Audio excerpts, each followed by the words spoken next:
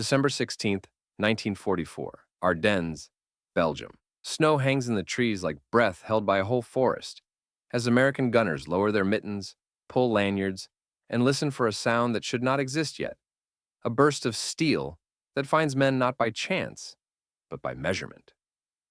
The first German wave breaks against air that suddenly bites back, and no one on this ridge will ever forget the way the shells bloom above the tree line as if the winter sky itself is laying the ambush. In the gun pit, the smoke tastes of cordite and cold iron, and the section chief watches the height of burst through binoculars and mutters that the timing was perfect, even though no one here has set a clocking ring or wound a key. The crack is different, the shrapnel cone wider and crueler, and scattered cries skid across the snow, while the radio reports a single strange word that carries like a rumor and lands like a verdict: proximity. We think warfare changes when uniforms change or when generals change plans. But it often changes when a tiny idea migrates from a lab bench to a battlefield and refuses to behave like the old assumptions. The weapon in these shells is not gun steel, propellant, or explosive alone. It is a pocket of physics packed into a cavity that feels like an afterthought and acts like a revolution. In a war obsessed with speed and shock, the decisive edge tonight is a simple question asked by a hidden brain at supersonic speed. Am I close enough? However, what looks like magic in the snow began as skepticism in bright rooms with chalkboards and oscilloscopes. The thesis of this story is clear. Industrial science, secrecy, and mass production gave the Allies a fuse that could think in the only way a battlefield demands, and Germany, for all its daring in jets and rockets, could not field an answer fast enough, tough enough, or numerous enough to matter. The proximity fuse, built in secret and deployed with discipline, turned guesswork into geometry and punished any enemy who tried to hide under the old arithmetic of timed bursts. To understand how that happened, we step back to a different island and an earlier crisis. Autumn 1940, as bombers lean on London and the British cabinet decides that survival means sharing crown jewels with a nation not yet at war. Engineers cross the Atlantic with a suitcase of dangerous ideas, and among radar cavities, magnetrons, and notebooks rides a proposition that sounds naive and impossible. Could a shell fired from a gun sense its target and detonate itself in the right place without human touch? The problem feels straightforward on paper and monstrous in metal.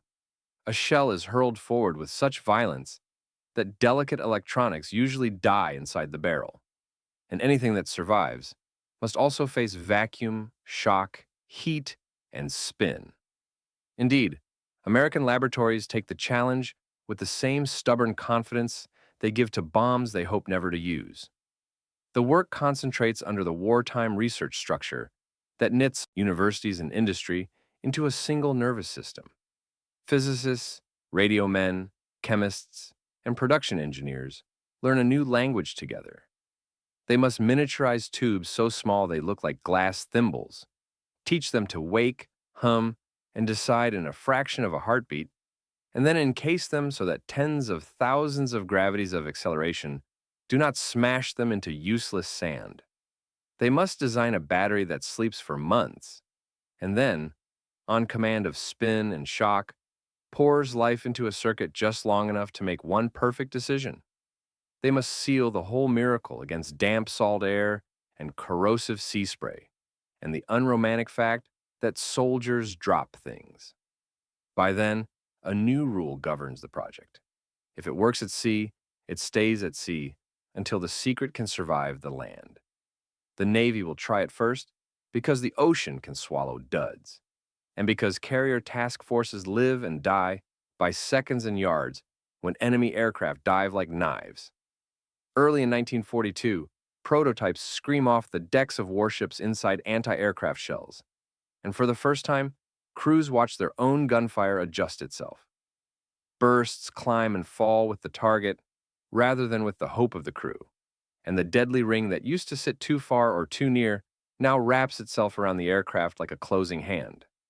When one cruiser reports that enemy planes are being plucked from the sky by shells that seem to know where the wings are, word is classified as tightly as a submarine patrol route. Therefore, a doctrine of silence grows around this device. No one utters the short name except behind doors. Manuals replace the obvious word with bland letters that sound like timing but mean something else entirely. On deck and in gun pits, crews are drilled to recover any dud and to police fragments, as if they were maps of the invasion. If one falls ashore and intact, everyone understands that the enemy would be smart enough to read it and fast enough to learn. The Allies are not sure whether Germany is very close to a similar solution or very far, but they cannot risk guessing wrong. Secrecy is a form of armor. At first, many officers distrust it. In peacetime gunnery, the art lay in predicting motion and winding time rings by hand and pride. Now, a glass brain claims it can watch the dance by radio and end it at will. Precious shells are rationed and fired under controlled conditions. Then air raids bite hard at the Solomon Islands campaign, and desperate fleets load more of the new fuses.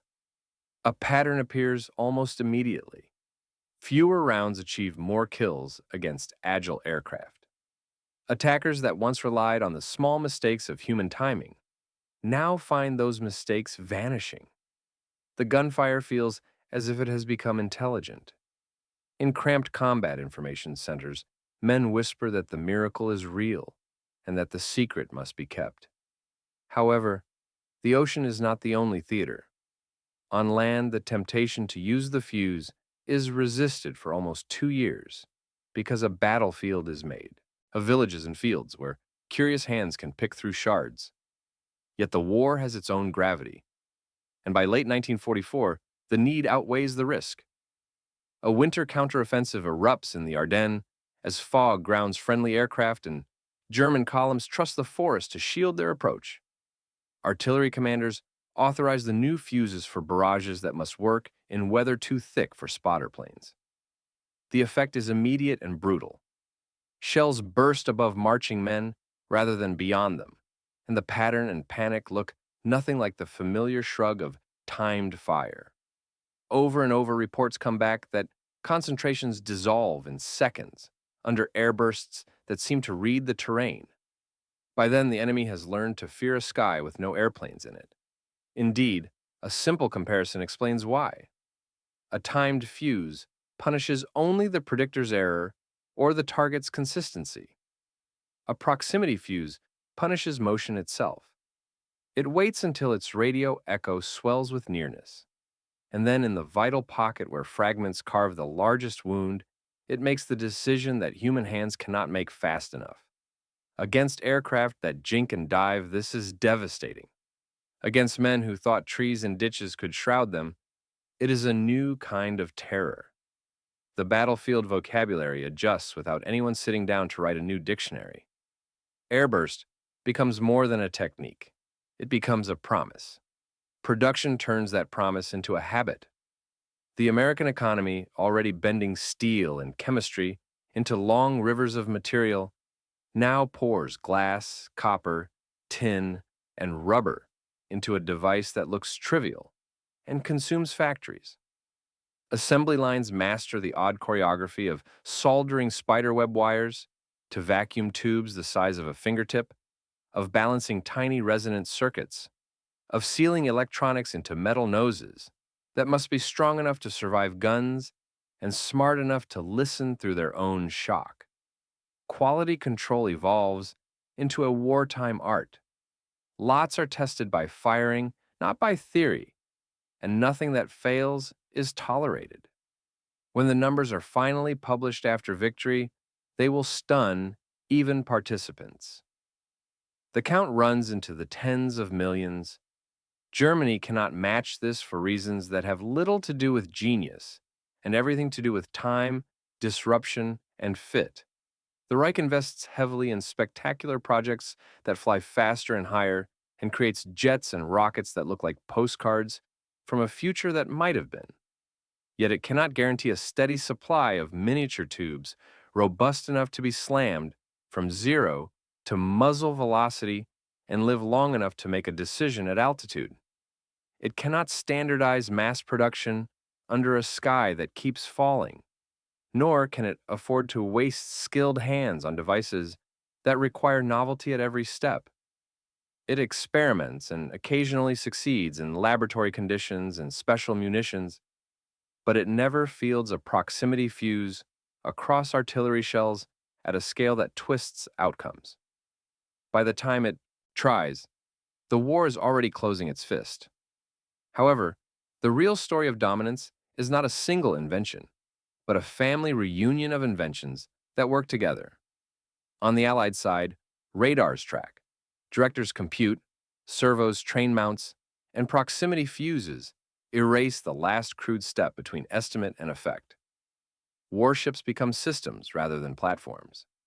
Anti-aircraft batteries around ports and capitals blend new mathematics with new senses and find an answer to pilotless weapons that arrive with a hiss and a timer.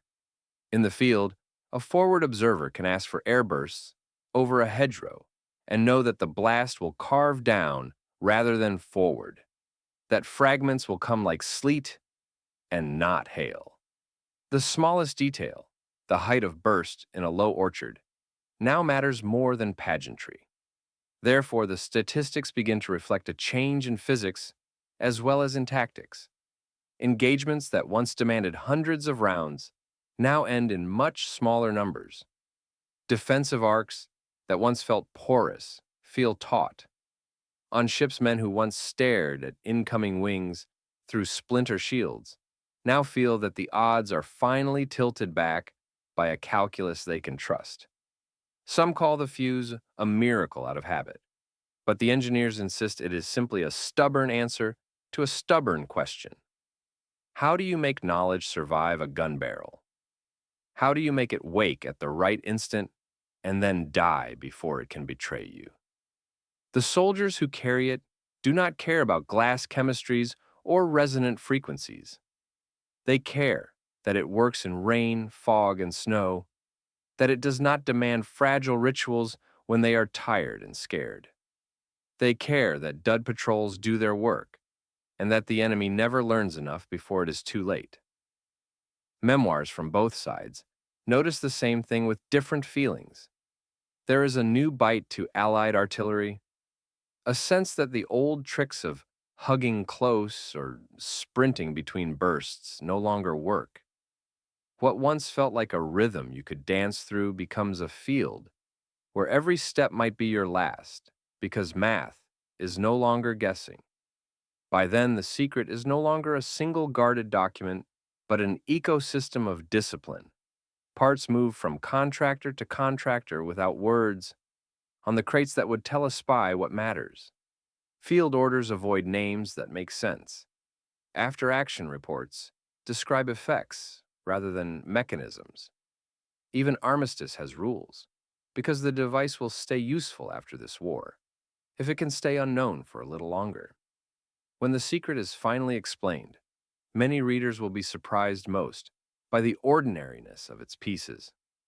Nothing about a small vacuum tube is exotic by itself. Nothing about a battery is thrilling. The shock lies in the combination tuned for a purpose and multiplied until it changes the texture of battle. Indeed, comparison with German priorities reveals a subtler logic. The Reich astonishes the world with jet fighters that outrun escorts and with rockets that leave the atmosphere. Those machines are triumphs of speed and spectacle, but they demand fuels and alloys. In short supply and production rhythms, the bombers shatter week by week. A proximity fuse demands something else. It demands patience, standardization, and the humility to make 1,000 identical small parts rather than one breathtaking prototype. It demands the kind of factory serenity that only a nation safe behind oceans can promise in the middle years of the war. It is, in that sense, the perfect American weapon. Small, numerous, quietly decisive.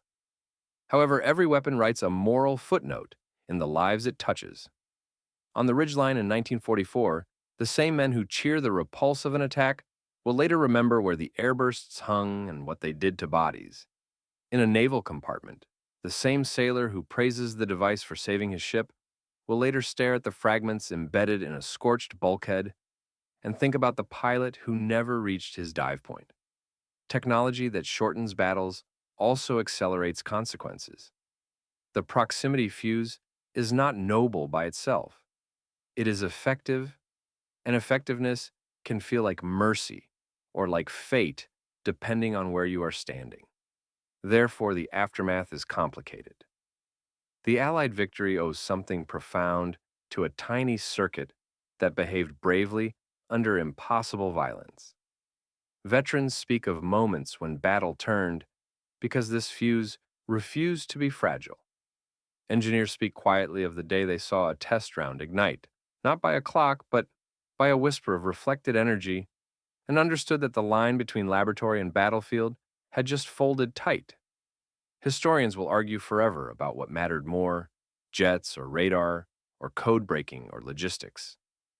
In that argument, the proximity fuse belongs with the instruments that change outcomes by changing probabilities a little at a time and everywhere at once. In reality, the image that lingers is humble: a metal nose cone in a worker's hand on an assembly line, a crate that leaves a Midwestern railhead with no notable markings, a sailor opening a fuse locker on a wet deck, a forward observer tracing an arc in the air with his finger and saying the word that once could not be said out loud: proximity. When the war is over, the term will move into textbooks and museum placards, and the astonishment will fade to a smile that good ideas often earn in hindsight. But in the winters and typhoons where it first proved itself, it felt like a leap across a gap that had been stubborn for centuries. By then, Germany's inability to field an equivalent at scale is not an indictment of imagination, but of circumstances. The best enemy engineers cannot order calm skies or unbroken supply chains. They cannot conjure metals and radio components that do not exist in enough quantity. They cannot force a leadership to invest in millions of small, unglamorous miracles when glory keeps beckoning from larger machines. The difference is not chiefly in minds, but in means. That lesson is worth keeping, because it repeats in every generation. The most transformative weapons are often the ones that ask factories to be patient and precise rather than daring and dramatic. Therefore, the lesson for us is neither to worship novelty nor to underestimate the small. When an army can make a shell that listens and learns one thing in the last second of its life, it quietly rewrites the rules for everyone underneath it. Once a fleet can wrap a ship in a halo of tuned bursts that follow attackers up and down instead of waiting at prearranged heights, pilots reconsider angles they once trusted. Once gunners can lift fragmentation into the canopy at the right instant, without a ranging ladder carved in smoke, forests stop protecting columns as they once did. Proximity took away hiding places that had survived every previous improvement in powder and steel. In the end, consider the first scene again. The needles quiver on a freezing morning. The section chief breathes into his gloves. The loader's hands are raw, and the sky seems a solid lid. The barrage climbs a few meters, listens to its echo, and decides. Not perfectly, not every time, but reliably enough to matter when everything else is uncertain.